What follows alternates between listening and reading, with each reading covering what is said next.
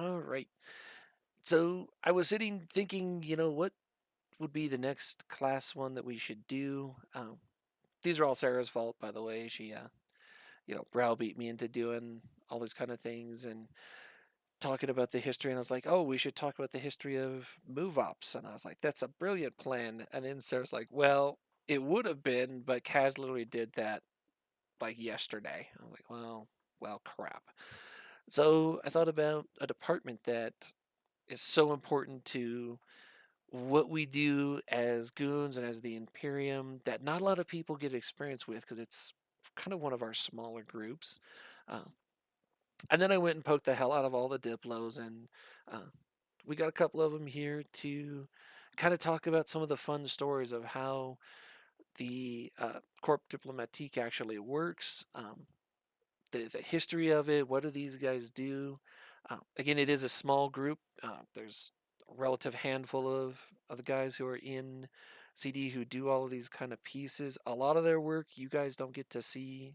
So for the one a year history of the not the history, but the current layout of the diplomatic world that Chinley tends to put out. He just did one of these here recently, uh, and it's all of this stuff that they do. So many stories. I'm mostly just going to turn over to our two Diplos and let them talk to you guys about stories. Uh, the handful of you that are in the fleet, if you've got questions, you can type them there. I do have that up on my screen. Those of you who are on comms, you can talk. Please do that. I will try and do those as well. And with that, I'm going to turn it over and let our Diplos talk to you guys about what it is to be a Diplo, how it works. I'm happy to do kind of my interaction with them. I talk with the Diplos pretty much every day. We're in the channels, we're talking to each other. But um, you guys take it away. I think I'll let you guys introduce yourselves and kind of what your role is, how you get into it. Shayla, I'm going to start with you there because I think you've been in CD the longest of almost anyone now. So um, Yep. give us like a background of how you got into this, and then we'll switch over and we'll kind of just bounce back and forth between you guys. So, all right, everybody, here's Shingley. He's going to talk to you about all things Diplos. Sure. Hello, I'm Shringley. So I'm a director of Core Diplomatique, and I've been in ZD for about 8.5 years now. So the way I got into diplomacy and into sort of CD is during the Casino War, when we were evicted from the north. I ended up building a relationship with a small alliance that some of you might remember called Brothers in Arms, or BIA. And that sort of gave me a good taste of what diplomacy was like, and ended up being sort of the reason that some of the depots at the time basically dragged me into a room and told me to apply for CD. Um, yeah, Quentin, do you want to? Yeah, thank you, Shingley. I'm Quendon. I am a diplomat with CD, and because Shingley went first, I can just subtract 4 years from that, and I've been in CD for going on 4 years, 7 months now. So I know your guys is like CD is not a group that really openly advertises as getting stuff. You guys do recruitment drives every now and then. I know you guys like to hold that close to the vest. I totally get that. You don't want to give anybody a leg up on it, but can you talk about like how the application process works? How do you get into being a Diplo? Because there are so few of you all. In out of Yeah, the thousands of nerds we've got in GSF, I mean, it's a really small number of you guys. How do you become a Diplo? sure. So we run a recruitment drive, usually a couple times a year, although it mostly depends on when we need to stock up on sort of more hands. So we don't recruit all the time. We recruit kind of when we need to.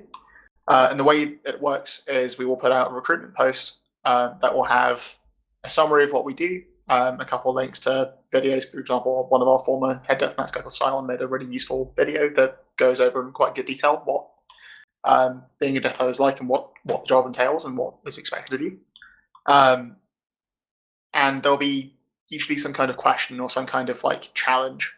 It'll usually be some kind of like, here is a scenario, how would you handle this, or what's your take on this, or kind of write us like a little report on what your summary of this is.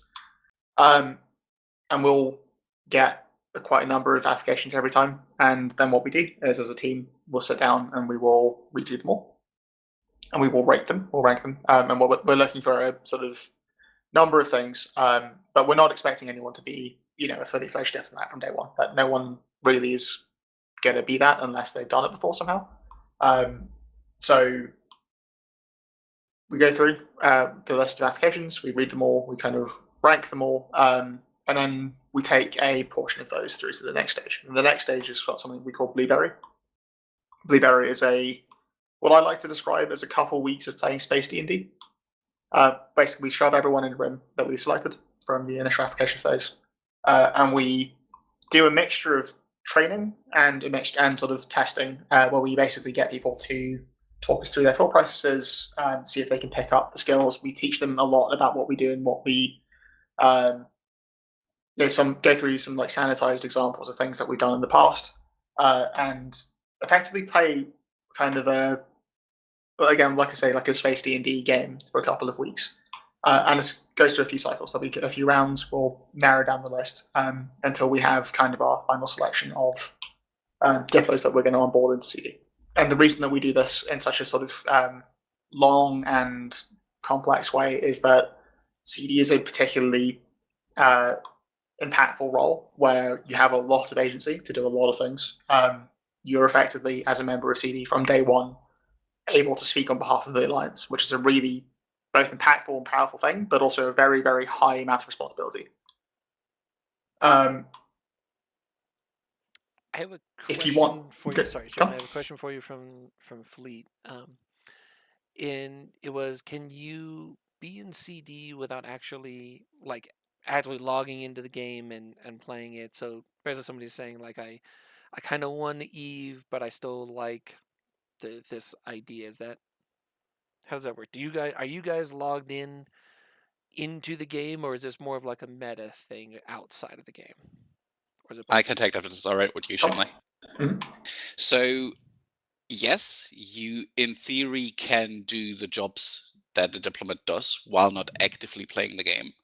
However, this is the last thing that we as an alliance want, because in the end, you have plenipotentiary power to speak on behalf of the 9,000 humans that make up the space tribe. And in order to do this somewhat competently, you need to at least have a basic idea of what the game is doing and how people are engaging in the game. You don't necessarily need to be like retting every day and go on fleets every other day in order to be competent to speak on behalf of the Alliance. But if you want to be a good Diplo, you need to have at least some semblance of activity and engagement with the game. I think to slightly expand on that as well, I think a fundamental sort of piece of what CD is and what we do is we are effectively speaking on behalf of the Alliance, but in that way, we're also speaking on behalf of every player in the Alliance. And it's not great, I think, to have people representing you who don't know what your experiences are like. So we try to make sure that our guys are actively engaged with what's going on in the game, and so that they understand the experiences of the people that we're representing.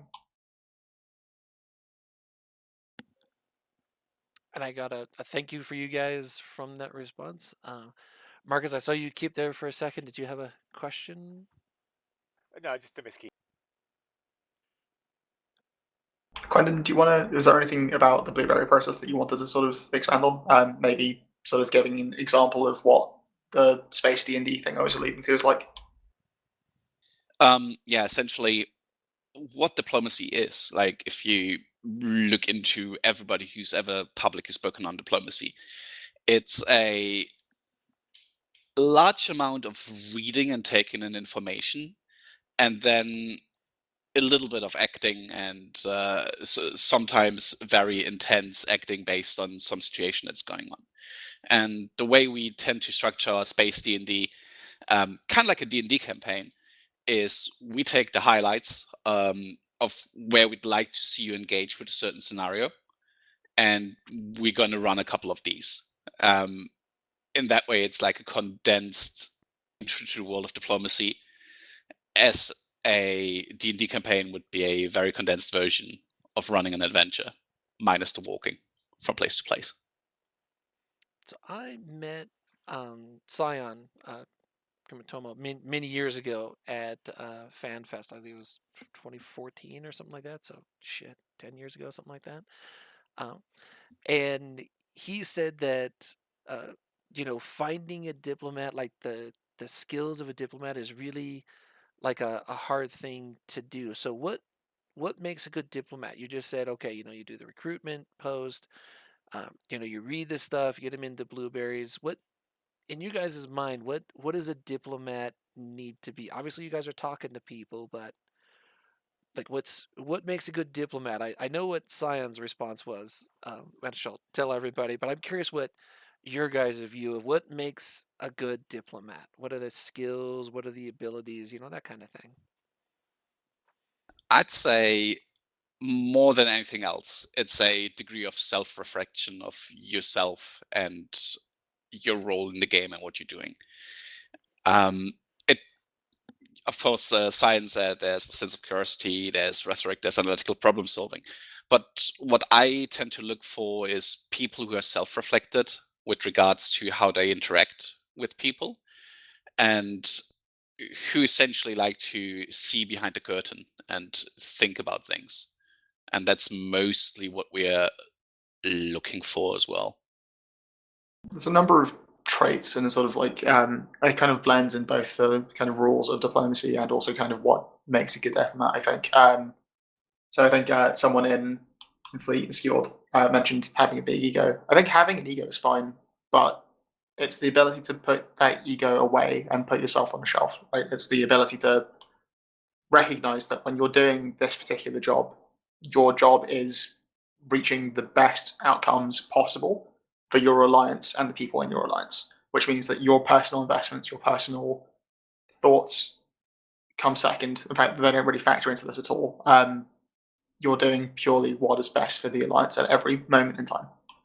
So there are things like knowing how to talk to people, obviously, is a really key thing. This job is primarily talking to people, so you need to be a very good conversationalist and very good, have a very good grasp of like social dynamics and understanding how to talk to people and make sure that you are competent at building relationships. You also can't be a doormat, right? So there's a difference between being an effective relationship builder and being a people pleaser. I think it's very easy to conflate those two, where you might want to naturally sort of go, oh, this person I'm talking to, maybe an allied leader is asking for something to happen, but you are,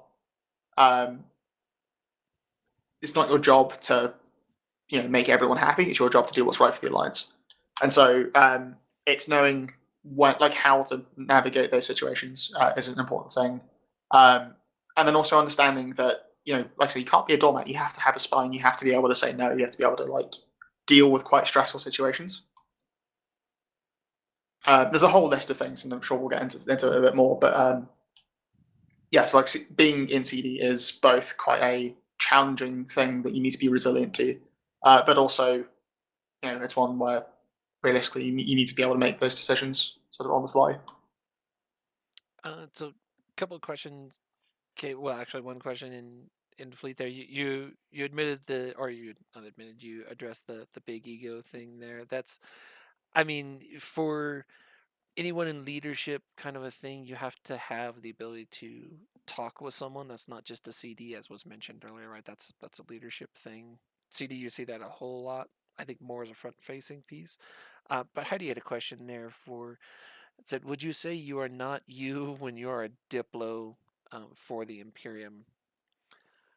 He put a lot of U's in there, but I think he's saying, do you truly have to step out? Like, are you no longer Shingli a member of Goonswarm? Do you have is Diplo Shingli a different persona than the Shingli that everybody else sees in the Imperium or in Goons? I think yes and no. There's an interesting thing here that happens, and it's again something that Simon alludes to in his speech. But there's a context switching that happens. It's really, really fun to see when you get to spot it. The Diplos, when they're being themselves, will shift slightly. They'll like put on their Diplo hat and suddenly they're behaving in a slightly different way. Diplos, when they're doing their jobs, have ice flowing through their veins. They're not reacting to things. They're measured. They're controlled. They're taking things seriously, and they're not letting their emotions get ahead of them. And so it's yes, there's a very slight difference between, say, like normal Xingli and Diplo Xingli. Good story. But the idea of not being a person when you're doing diplomacy is not quite right. So we are still people, right? Like we still, and you can't really build a relationship with someone if you're not being a person, if you're not being someone that someone can empathize with or relate to. So it's about just trying to switch off those like emotional reactive pieces while still being a personable person that people will like to talk to. So the entire purpose of our job is to talk to people. So if they don't want to talk to you, you're kind of not doing very good at your job. I could see that as a problem for a Diplo when nobody wants to talk to you. Yeah, there's also there's one other key piece of it. Sorry, really quickly. There's another key piece of this from Heidi's question about saying, if you're doing diplomacy, like you're representing the Imperium. An important point here is that CD does not represent the Imperium. CD represents Goonswarm. So I am a Goonswarm Federation diplomat. I am not an Imperium diplomat. That might sound a bit convoluted because, of course, when we speak, like to say Horde, we're speaking on behalf of the Imperium most of the time. But it's an important distinction because it means that when I'm doing my job, I am speaking. I only have the authority to speak on behalf of Goonswarm, so I can't necessarily speak for, say, Brave. Well, that makes sense. Quinton, what would you like to add on that, man? To give a fairly concrete example to ice water in your veins, it does sound kind of cool, but what it actually means is you need to be able to not be reactive based on the circumstances that are being put towards you. To give a concrete example without naming any names, I, as the person, would have been reasonably aggravated by a couple of supers being put in danger by a random bad decision that happened. I, as the diplomat, was not able to take the stresses that came from every angle and translate them to the other person. I needed to find a solution to the problem. And you don't do that by being really, really excited or angry or whatever. So that's kind of back to the ice water that Qingli was talking about, right? It's making sure that you're being calm and collected when you're dealing with people. Is that a fair statement? Yeah, and not reactive. You need to take in information, and then you need to decide when you have enough information, and you need to make a conscious decision based on the information that you got until that point, when you have enough. Yeah, that makes sense. And intros are great. Q&As are fun too, but one of the things I like to do with this, just because I like telling stories myself, is story time. What can you guys tell us about some shenanigans that Diplos have gotten up to that you can declassify for us, however far back they are, but just something, a fun story, maybe a disaster. People always like disasters. Look at Hollywood movies that are so disastery. But some stories that you guys can tell us. I mean, I've got a couple, but they're like associated, like things that happened that I was involved with, but CD kicked off those pieces. So, story time if you've got it for us there. Yeah, sure. So I think one of the most recent ones that we can talk about is in our current acquisition, like the acquisition of our current new home. So when we took the eastern part of the Imperium's space now, so Impasse, Tenerifis, Imencia, and sort of part of Catch. We did that without firing a shot for the most part in places like Imencia and Tenerifis. And the way we did that was through diplomacy, right? So like we spoke to the people that were here, we spoke to the people in this sort of area, and we started these conversations about 6 months ago. And what this did, I can't really go into huge amounts of details on this, but what we did effectively was mean that we achieved our goals that we knew what we wanted to get, and we achieved those goals much faster through diplomacy. And it meant that people weren't subjected to long soft groans or structured groans. It meant that we just had what we needed immediately. That actually matches up with what my question was going to be. Is I was going to ask, how much of your job would you say has an immediate impact versus an impact in, say, 3 to 6 months or sometime in the future? If you don't mind reminding me of that question, that's a really good question, and happy to go into more detail on that specifically. Remind me in like a few minutes once I'm done at this point. That's okay. Will do. So we spoke to these people about half a year ago, and something as well that happens is things like soft distributions. So when we were like doing, defining the borders of our new space. So obviously we now have allies living in our former holdings in Delve, Curious Period basis. When we were sort of negotiating with them and figuring out who's going to hold what and who's going to take what, that's something that CD did a lot of. Was a lot of impact from CD there. Spending a lot of time staring at Dotlan with MS Paint open, trying to figure out what borders make sense. Working a lot with the military, working a lot with the allied organizations as well. Something that we do both is, of course, speak to people externally, and our primary job and our purview is to talk to people externally. It's also equally important for us to have relationships with people internally. So we work closely with the military and various other organizations like GSOL.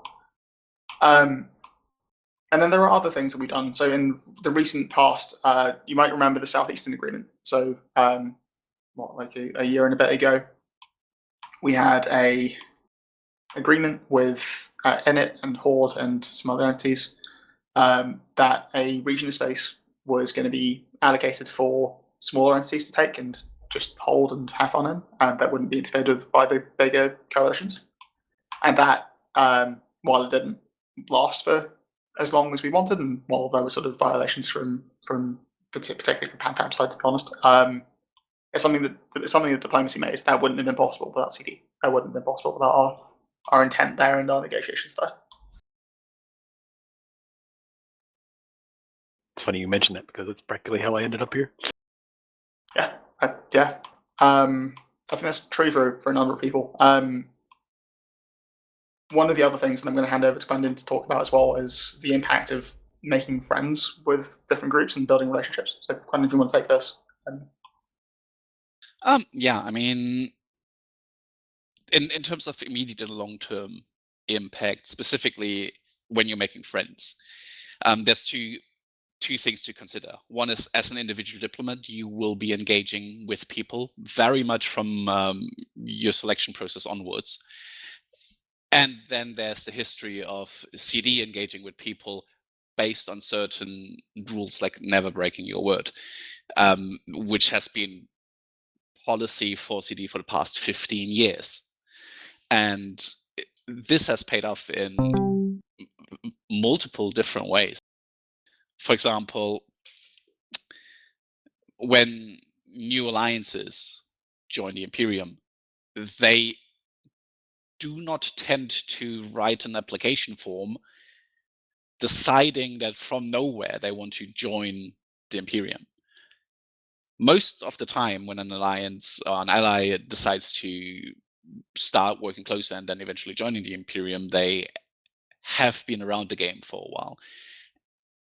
And I believe, about 100% of the alliances that joined the Imperium have previously had longish term contact with CD, in some cases over years.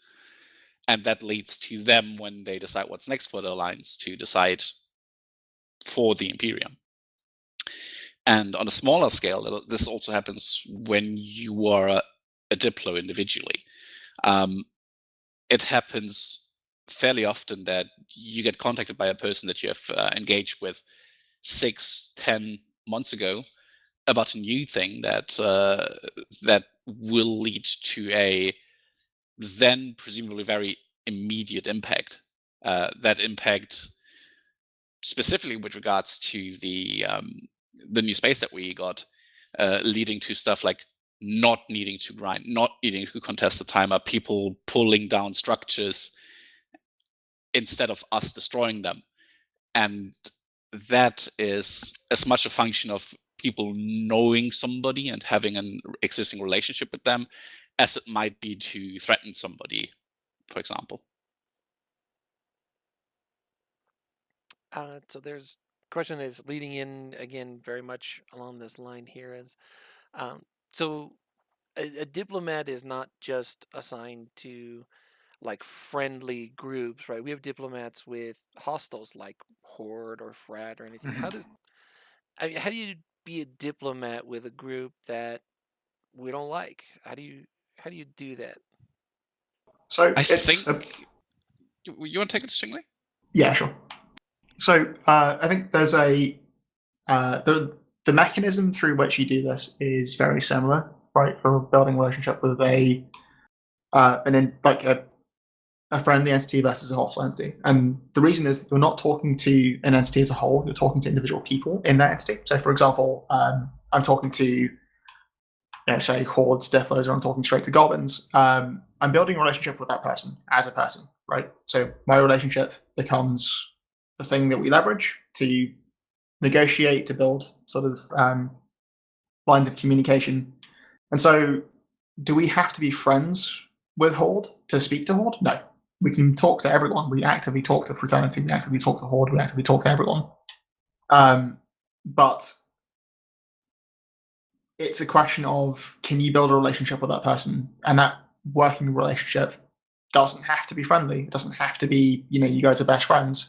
It's a question of, does that person respect you enough, and are you capable of having a conversation with that person enough to get things done?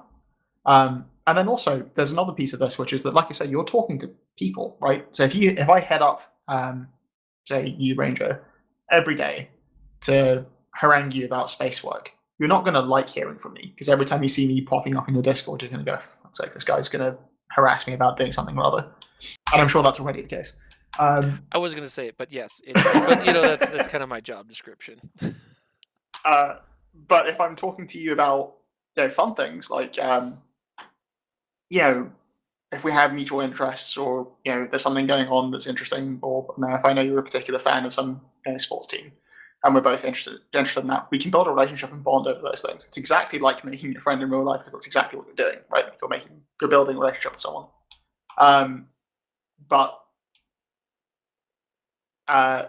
So the short answer is no, you don't need to be friends with people, but you do need to be able to have a relationship with them. So if you're just going to be a dick to someone because they're Horde, and happen to be on the other side of a spaceship game, you're probably not doing a very good job at diplomacy. But also, diplomacy is not necessarily a friendly thing, right? So, like I say, we have diplomatic relationships with Hordes, but we're not friendly to Horde as an entity, right? Guildstorm is not allied to or friendly with Horde. We don't have any intent to be friendly with Horde, and that doesn't mean that we shouldn't do diplomacy. It means that we do a different kind of diplomacy. There's another question here, again, very much along this line. It says, are diplomats assigned a particular group, or do you have all the diplomats working with all groups? How do you guys spread out the assignments? I know it's not the latter, but how do you guys spread out the assignments there? So this is something that I do as my role as we call it the Diplom Nanny. Basically, I'm in charge of assigning people to their assignments, and we do assignments. The way it works normally is a combination of what is the person interested in. So, like I say, allied diplomacy is quite different to hostile diplomacy. It's very similar skill sets, but there is a difference. Some people are more interested in one than the other. And also time zones, right? So, like if you're let's say I'm an EUTZ person or a USTZ person, and I'm assigned to Fraternity, and their leadership's all in Chinese time zone. The overlap between when I can talk to that person and they're awake is very small. Yes, it's asynchronous communication through something like Discord, but it's still slow, and it means that you won't get quick responses. And so we try to match up time zones to make communication a little bit less strained. There's also things like if you speak a particular language, then we'll assign, it impacts whether or not we assign you to a group that might sort of lean on that language more. In the past, we had a guy called Zacharello for many, many years in CD who was from Hong Kong, who's a fluent Chinese speaker. And so we had him assigned to multiple sort of Chinese groups, in particular Jakaris, for a very, very long time. Just because there's a natural choice, right? The guy can speak much more fluently with them. Language barriers are less of an issue. But overall, every diplomat can speak to everyone else. So every diplomat is capable of, has permission to pick up the phone, as it were, to any other group. They're not constrained by their assignments. But when they are assigned to a group, they are then responsible for maintaining that relationship. And speaking of languages, I wanted to ask you. Obviously, we're speaking English here, and English is not the language that everybody speaks. So how many different languages does CD cover? Is it? I know there's multiples in there, but like, are you? Do you guys have most of the major things, or is it being English only? Is that a limitation? Do you want your diplos to be able to be bi or trilingual? Is that a requirement? Like, what's the language, since you guys are so much into communication and talking with people? So the language of Eve, for better or worse, is kind of like the language of the world at the moment, which is English, right? So like the most common thing for people to speak in this game is English, and so and our alliance is primarily English speaking. So to be in CD, we require that you are fluent in English. That said, it's not a requirement to speak another language, but it is massively beneficial because it means that you can handle cases where someone might not speak English very well. So, like I said, Zach was a key player in CD for many, many years, largely because A, he was a very good diplomat, and B, because he spoke Chinese, and was able to, cross that language barrier much more easily than any of the rest of us could. So if you're ever interested in applying to CD or wanting to work with us and you happen to speak 2-3 languages or more, it's a huge, edge in your favor. Because it's an incredibly useful skill. That said, the language spread that we have covered in CD at the moment is, it's okay. Like it's not the best we've ever had, but it's still pretty good. I think we cover English, French, German, Spanish, and maybe 1 or 2 other languages, but I'm not 100% sure on that one. And when you think about applying, Xingli says in his very nice British accent that you need to be fluent. It doesn't mean that you need to be native level fluent. But what we would expect when you're applying is that you have the ability to not be a doormat in English. Like, think about, like, be able to articulate ideas and participate in discussions in English. And then any other foreign language that you speak to the same degree is a massive benefit. Yeah, I would say maybe fluent is the wrong word. Maybe conversational. Like you need to be able to handle relatively complex conversations in English.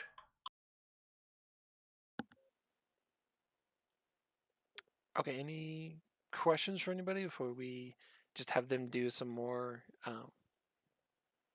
just like story time? Because we haven't really done too much. We did the get our news space without firing a shot. So for those of you who wanted to go around shooting things, CD's why you couldn't. It's all their fault that you didn't get to go and shoot stuff. For everybody else who didn't want to go in there and bash like 5,000 citadels, CD's why you guys didn't have to sit on those fleets for hours. So one group of people will love CD for this, and the other group will hate you, and that's a diplomat's life for you, right? Yeah, quite often we end up in situations where I think we get blamed for a lot of like things being made less fun. But so this kind of goes back to the immediate versus long-term effects question from earlier. CD's timescale is long. It's very long. It's like a geological timescale rather than immediate timescale. A fleet commander can go blow up a few hundred billion Eska bad guys and have the immediate rush of that victory. Right, like it takes like an hour or something, or an hour or 2, or even a day. That's, in the scale of things, an immediate effect. CD's world is long timescales. Things we do today might not see repercussions for 6 months, and this was the case, right? When we did our thing for taking that space without having to fire a shot. Realistically, the effects of that didn't come to pass for a few months. Like, we knew that we were going to take the space and we were going to go live in it, but no one else really did for a long time, and that those ramifications have happened now, but also will continue to happen for a long time. And so I think it's it's an important thing to know that when CD does something that we are occasionally blamed for sort of like ruining people's fun and stuff, it's usually because we're taking a very long view of the game and doing things that are best for the alliance and the coalition in the long run. And I assume there's a ton of things that you guys do that you can't talk about. Yes, so that's actually a fundamental thing of diplomacy. Is there is a concept called diplomatic privilege, which is that anything you say to a diplomat will be held in utmost secrecy, as in we will never leak that to anyone. Not even if it would benefit us greatly to do so, we will never do it. We have never done it, and I think with one exception, which is the declassification of the CO2 logs. But CD does not leak conversations, and that is intentional. It means that people can feel comfortable coming to us and talking to us, even when those conversations, if exposed to light, might look bad for them. But it means that we have the trust of people to come and talk to us about anything. So But it also means that we can't talk about basically any of it. Yeah, this is something when you hear people are leaking like Diplo logs, it's like one of the cardinal sins of Eve. There's a couple of questions that come up. Try and do a little rapid fire here because I can't believe we've already talked for 45 minutes. First one, do you guys ever use translation tools? I assume like Google Translate or something like that. Yes. Only when forced to, but yes. Okay. Next one is, how many times is Diplo done by force? And Remus, correct me if I'm wrong there. And I assume what you mean is like the Diplo says, do this or our military is going to come up here and punch your citadel. He says yes. How often do you guys threaten somebody with the stick rather than the carrot? Actually, John, go ahead. We don't do that often, but we tend to work very much in a military adjacent role at times. What I mean by that is that when we're hitting citadels in a specific region and you talk to somebody who has a citadel in that specific region, you often don't even need to resort to promising somebody that you're going to hit the citadel. And the reason that we're not doing that goes back to what Science said in his presentation, which is promise nothing or promise as little as possible, because we have this thing of that we need to follow through. So every time that we threaten somebody that we're going to blow them up if they're not doing what we want, we will need to ping 9,000 people to then come and blow them up. Yeah, I think it's a case of as a diplomat, your only real resource is there's two things. One is reputation. One is your word, and your word is backed up by the sort of implicit threat of your military, right? So like you're speaking on behalf of Goonswarm. Everyone knows who Goonswarm is and what we're capable of. So often we don't need to threaten. That said, there's another kind of diplomacy by force that we can do, and we do occasionally do. It's very rare, but it does happen, which is, like Brendan says, when we have to make that promise, and we do deliver on it, saying, if you don't do this, we're going to blow this up. It's important for us to then go and actually do that, because it means that, in the future, when we use that rare sort of either veiled or non-veiled threat, then it's known that that's taken seriously and that we're committed to enforcing our word. I was just going to say, it sounds like it comes down to your word meaning something instead of. I got poked by somebody who has just kind of jumped in. So, Rust, is your mic working? He had a question he wanted to ask you. I don't know. Can you guys hear me? It is working. Yep. Man. Go ahead. Okay. I'm not sure when Shingley joined after me. I was in CD when Sign was still in charge back briefly. I had Lawn, and there's still stuff I'm probably not supposed to talk about. But I think one of the points you raised was you want to be friends with people, but there's a danger of going native and being seen as the representative of the Imperium and then getting involved in factions inside your target, your partner. How do you defend against that now? Because it actually led to some rather unpleasant circumstances 2014, 2015. So, good question. It's a tricky thing to balance, but effectively what is done, and I can't go into a huge amount of detail on this because there's a lot that, like I said, we can't really talk about, but basically it's done through monitoring, right? Like we have meetings every week, we talk about what's going on, and there have been times in the past where we've been concerned that someone's taking too strong of a liking to the group that they're working with, and maybe their decision making is compromised, or maybe that they're sort of forgetting that, like I mentioned before, your job as a member of CD is to represent Goonswarm Federation and its interests above everything else, above yours, above your friends, and above the groups that you're talking to. Sorry, were you in when Max Mash was a Diplo, or were you in after him? I joined 8.5 years ago, so after. Yeah, But I would prefer. I could tell you stories, but again, they're not supposed to talk about them. But yeah, it was the danger that he was getting involved in internal politics. I would appreciate it if you didn't bring this up. Yep, and it's over now. Also, I will say one thing about the when Cyan was there. I was the last group that was digied, which was kind of interesting. Digi told me about myself, and that was kind of creepy. But it was, we still did the Cyan gave us assignments, and we did homework and stuff like that. And it wasn't hard, but it was attempt to find out if you were good at dealing with intelligence gathering and summarizing information and providing useful information when you're presented with a scenario.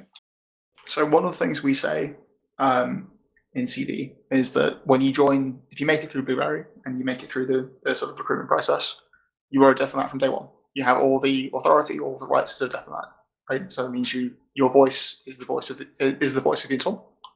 That said, we don't expect you to be what we would refer to as a good diplomat for about 6 to 12 months. We expect you to make mistakes. We expect you to be, taking it seriously and not doing anything critically sort of bad, but we are expecting people to learn on the job. It's a very difficult job, and it's one that people don't get good at for a long time. So it's one of those things where we're just, it's a long game. Like, if you're the kind of person who wants to jump in and sounds like you're going to have, this is the kind of thing you might have fun with, but your plan is to be here for a few months, do a ton of activity all at once, and then burn out, it's not the right org for you. It's a game where, if you look at the roster of CD right now, there are very few people in CD who've been there for less than a year, and even fewer who've been there for less than 2 or 3. It's a long game for sure. Sorry, just looking at Fleet Chat real quick. I would like to say one last thing. When we joined, Cyan assigned one of the newest Diplos to a particular enemy leader who had lied to him. And Cyan told us, you have to be nice, talk to everybody every day, be polite, except whoever gets this particular leader who had lied to Cyan. And Cyan said, I want you to tell him to go fuck himself every day. If you could do that, make me happy. Thank you. That's not something I've seen us do. We don't torpedo relationships intentionally in that way. We definitely don't only build bridges. We definitely burn down bridges too. And we do that quite often. We're usually actually more bloodthirsty than most people give us credit for. But anyway, the internal mechanisms of CD is not something I really want to discuss at the moment. Let's go. Yep, it was 10 years ago, and it can stay buried. But it was fun. It's a lot of fun. If you guys like talking to people, you should try and join CD.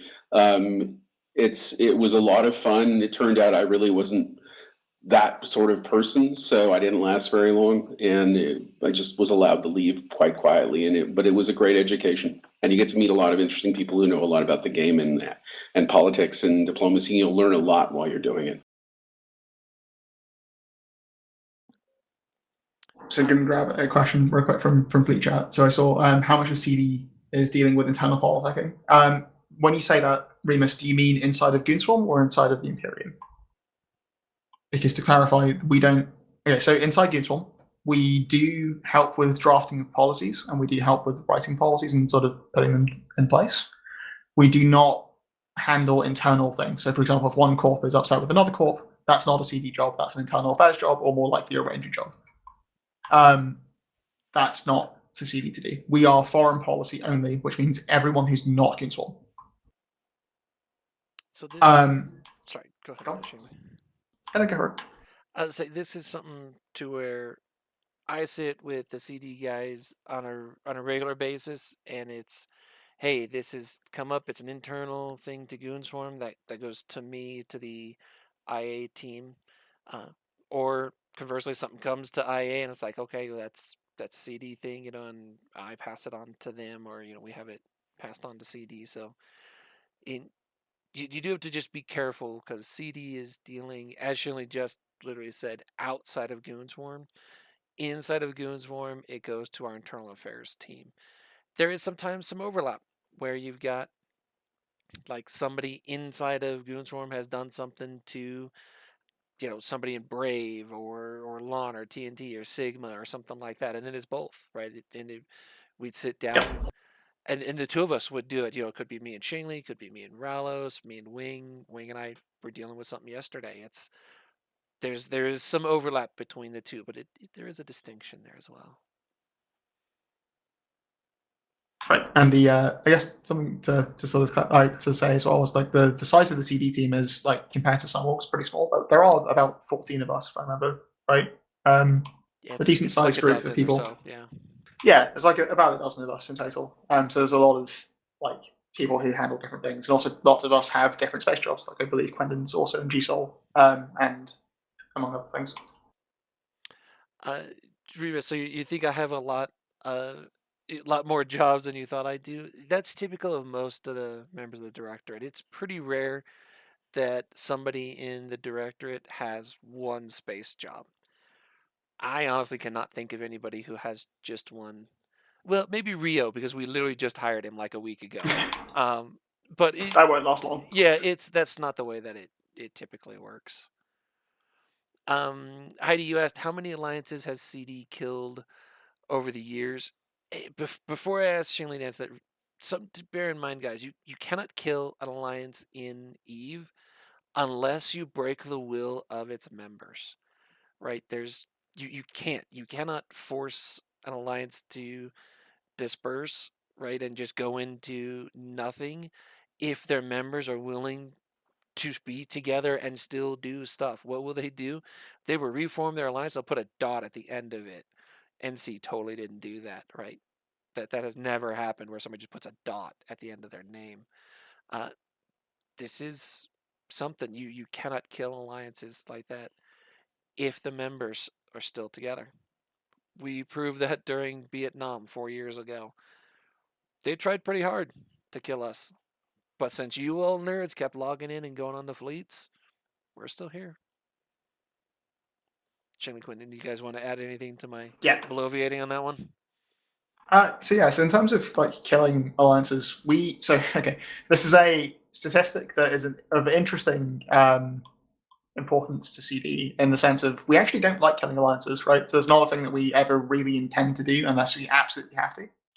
And even then, it's not a number that I'm going to discuss sort of out loud. But it is it's a thing that I think decreases the diversity of like groups in the game. Like we as a group, and I think as a game population, want to see the game healthy and flourishing with lots and lots of different groups, lots of people to go shoot at, fundamentally, right? So it's not something that we really pat ourselves on the back for or strive for.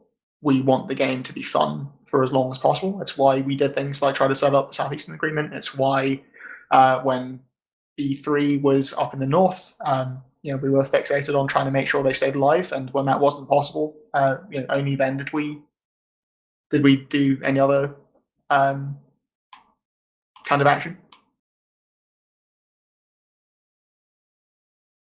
So another sort of question from Fleet Chat was how often CD members burn out. That is it kind of changes, right? It depends on how busy the game gets and how busy things are, and how well stocked we are with deathloads at any given time. It's a lot rarer than it used to be. So I think back in the day, I think you'd see a deathload burn out within 6 to 12 months mostly, and then the ones who managed to stay longer would stay for a very long time. But you'd see new people burn out quite quickly. What we do see is when new people join CD, there is kind of a filter almost at the around 6 to 12 months marks, where people who are going to stick around for a long time will stick around, and those who are maybe not quite as suited to the job as they hoped will tend to sort of head off.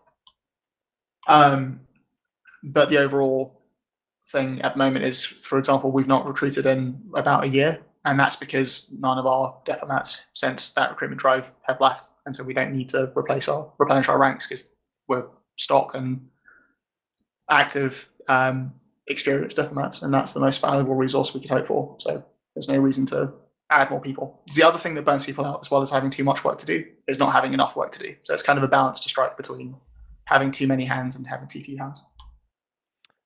There was a next question here that I really liked because I know I know the answer because you and I have talked about it. But how do all of the CD guys keep up with everything that's going on with all of the groups in the game? I mean, you guys are definitely a meta focused thing. How do you guys do that? So we have people from CD are assigned to different groups, and they are kind of responsible for those relationships. But also, diplomacy is kind of a form of intel gathering, right? So you gain information just through talking to people. It's just a natural thing that happens. And so what we do is every week, every Saturday, around fireside kind of time, sort of space meeting hell, we sit for an hour and talk about all the different things that are going on in the galaxy and the things that have happened, the things we've handled, the things that we need to pay attention to, and we discuss, what's happened, what we need to do about it. We come up with plans. We also actively chat. We have obviously some channels that we talk in, and we just discuss things at all times. We're a team. CD is very much not an isolated sort of one-person experience doing things, and then there's other people doing their own things. We're a team. Everything we do is very collaborative. We are very, very much built to be a group of people who do stuff together, and that means that when there are challenges that we face, we're always handling as a group. Which means usually, if you're paying attention and you're actually active in CD, you will very naturally just have a good idea of what's happening at any given time across the entire galaxy. I think it takes a bit of getting used to it first. Summer is in the chat, and he's one of our new diplomats. Maybe he can speak to this a little bit, but he. I think in the first few months, it might be a little much, like too much information streams, but eventually you get this really good idea of what the galaxy looks like, kind of at a 30,000 foot view. You kind of stop seeing it from like a line, sort of boots on the ground perspective. You start seeing things from kind of more of a chessboard perspective.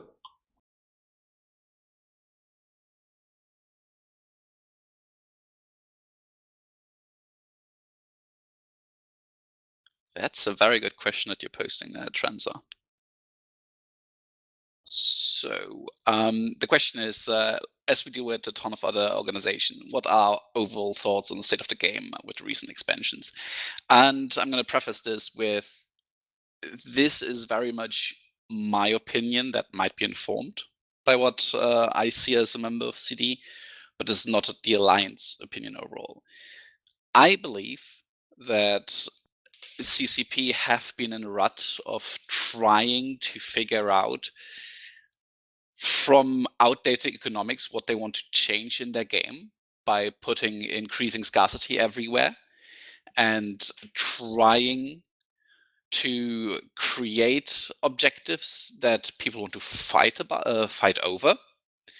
However, I believe that this combination of objectives people want to fight over combined with scarcity isn't exactly the right direction for the game, even though it's getting better in the last couple months, as evidenced by the concurrent player count. Cool. CD's perspective on this thing, in general, tends to be, is a given change positively or negatively affecting our people? And is it positively or negatively affecting the entire game as a whole? So both things matter to us, right? Like, we want our guys to be online and active and having fun playing the game. And we also want there to be lots of people also out there in the game having fun and available for us to shoot at. Ultimately, that's kind of the why we play, right? We want to have lots of people to go and blow up.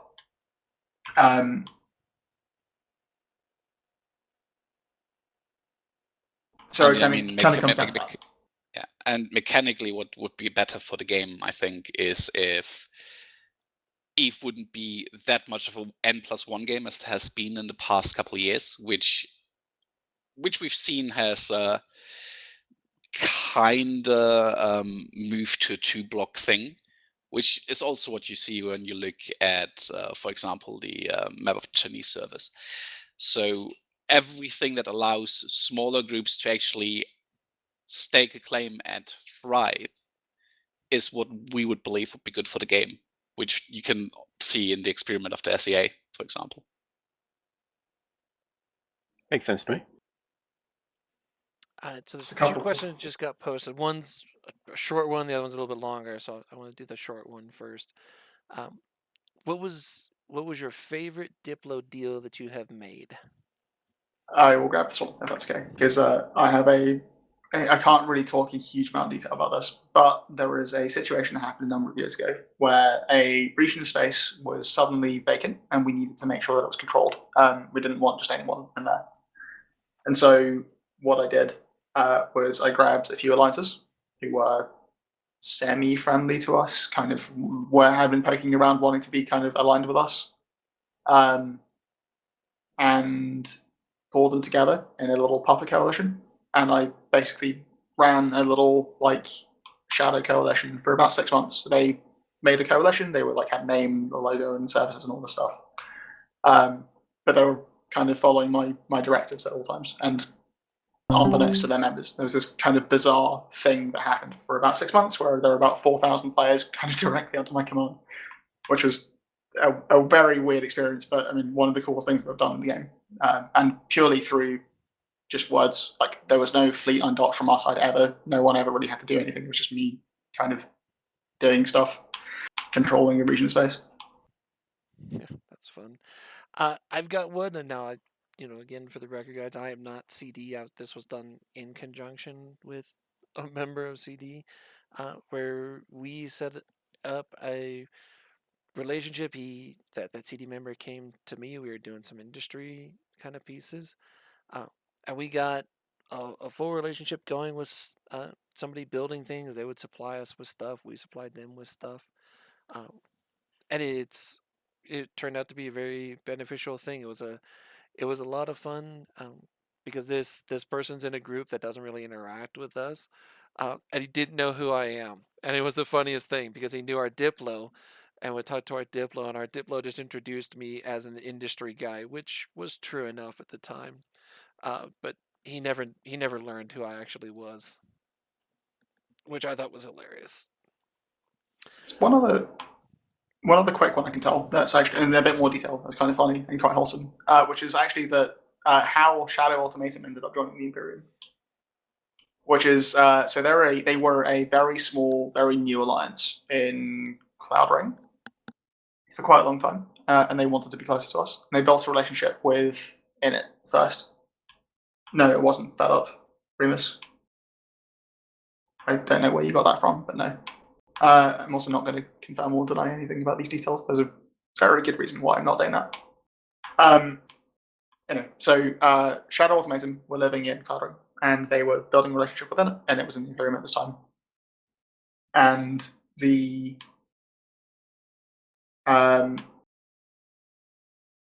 over time, they sort of initially had said they wanted to join the Imperium. They were just a bit too small and a bit too new. We didn't really know them. Over time, they got closer and closer to us, and they kept working with us. And there was this moment where I found out that their leader, Oxac, lives quite close to me, and so I ended up meeting up with him in real life for some beers. And I basically went there with the intent of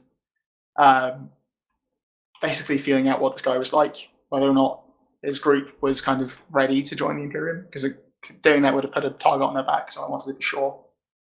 And so we ended up with this the situation where myself and a few former Diplos were sitting in a bar across the table from Oxac and his like second in command, almost interrogated the guy for like an hour. And we came away from this with like a bunch of information about them and a bunch of like a good idea of what these guys were like as people. And not long after that, we welcomed them to the Imperium.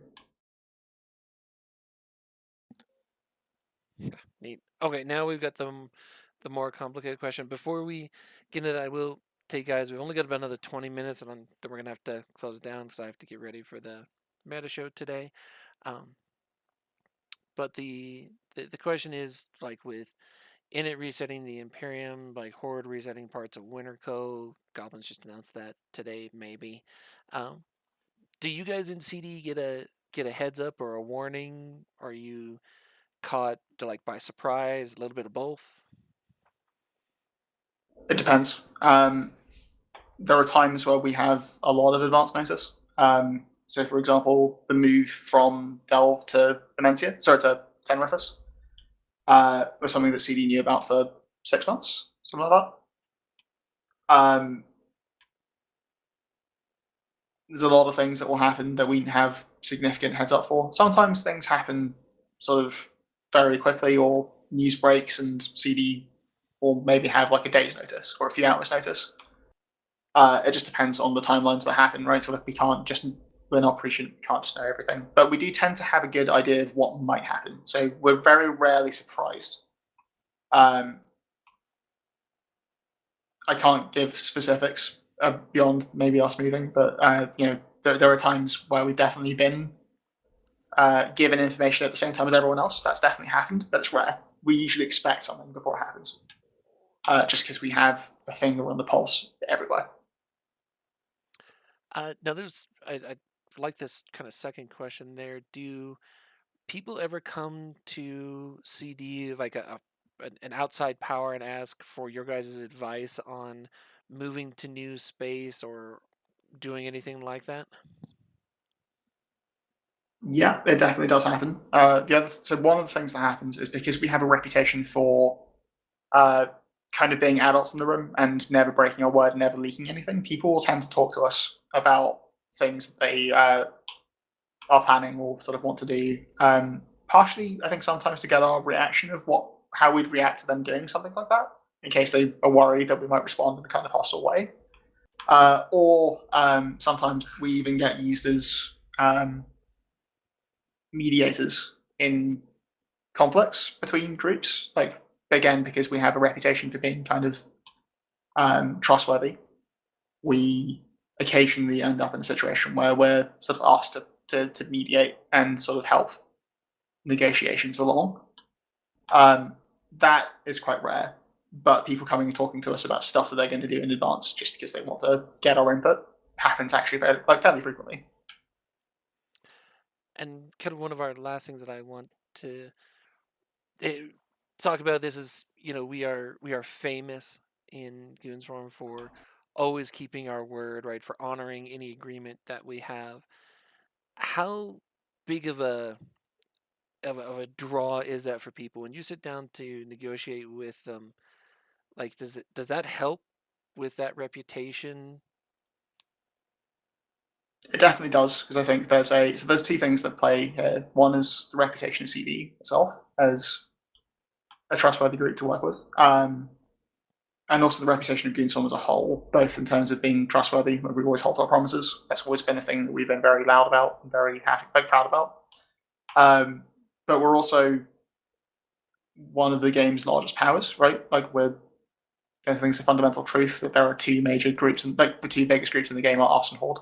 So when we move or when we are involved in something, people tend to listen. That's just a fact of the fact that we're as large as we are.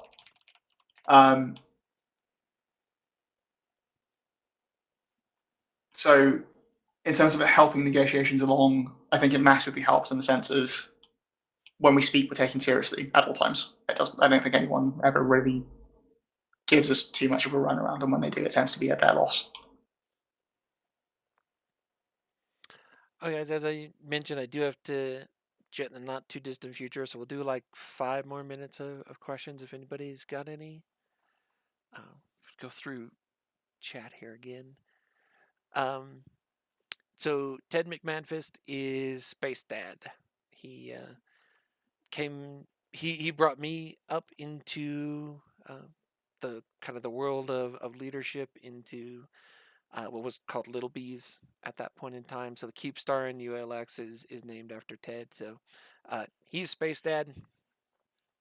I know a few of you all don't know who he was. He retired and won Eve quite a number of years ago, but he's Space Dad.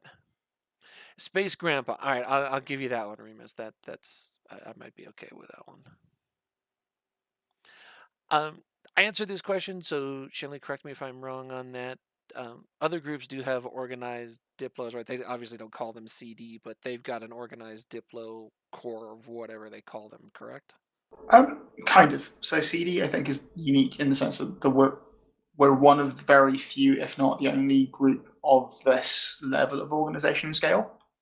I think Brave are one of the few groups that I know of that has a similar group, and they do things to us quite differently. So, to give you an example, Test for a long time had a Diplo group that was both internal, quote unquote, internal Diplos, which is kind of internal affairs, and external Diplos. But the structure of CD and the scale of CD and kind of the level of organization of CD has been, I believe, relatively unique across the game since its inception. And since this is a history class, just a couple words on the history of it. CD and the way CD is shaped is very much influenced by our first head diplomat, Val Red, who was working for the State Department until he was murdered in Benghazi. And he took his experiences of how the State Department works and modeled CD as his organization after that. So this very straight focused on high-level foreign diplomacy is something that is very unique for the Diplo organization of Goons. While other alliances might have Diplos, they have a very large internal part to play, mediating between members. While some of the stuff that we do in CD is done via their alliance executors, for example. Yep. What's also interesting there as well is so CD's structure is kind of like say quite unique and also it's very well organized. Like we put a lot of effort and time into the organization structure of things. It's actually something that's been replicated across a few other groups. Since, so for example, I think Beekeepers, Minicom, and a couple of other groups like that have effectively like replicated CD structure. I think Coord as well did some level of like borrowing of concepts from us as well. But yeah, so like Brendan mentioned, the original sort of creator of CD was Valrat. I forget when, I think 2010-ish, so a good 14 years ago.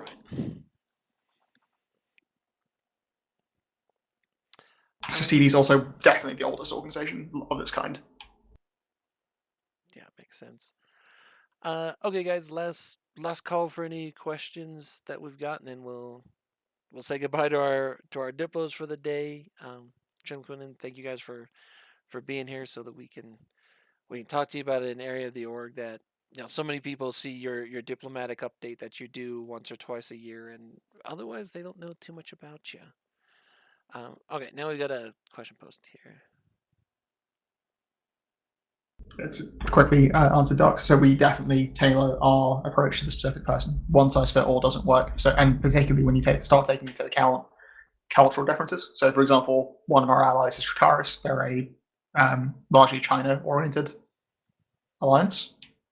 We have FNT, so Fnatic Legion. They're a Russian alliance, or largely Russian alliance. We have other allies who might be Russian or different nationalities or largely different cultures.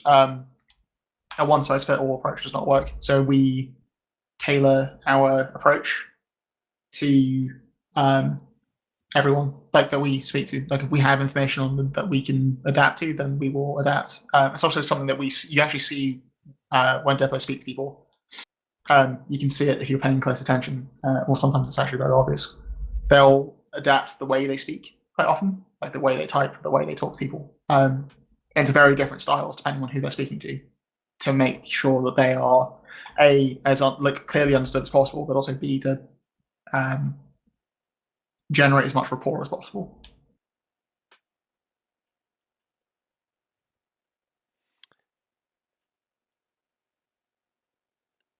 Okay.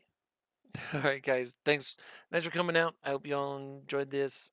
As per usual, I will post it onto YouTube. You know how it is, takes it to get it rendered and all those kind of pieces. But you guys have a good rest of your day. Enjoy your Sunday. For those of you who are in the U.S., I hope you get a chance to spend some time with your family.